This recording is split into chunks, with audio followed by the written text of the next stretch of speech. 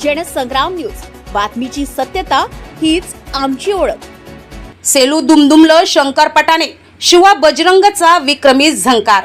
शेलूमध्ये आज शंकरपटाचा थरार आणि वेग, ताकद व अचूकतेचा जबरदस्त संगम पाहायला मिळालाय।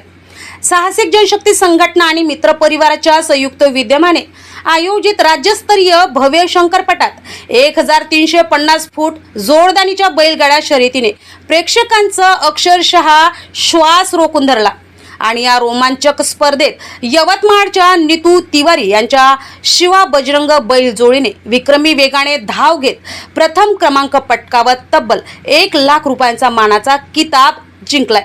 या बहुमान हिंगणघाटचे आमदार समीर कुणावर यांच्या हस्ते प्रदान करण्यात आला।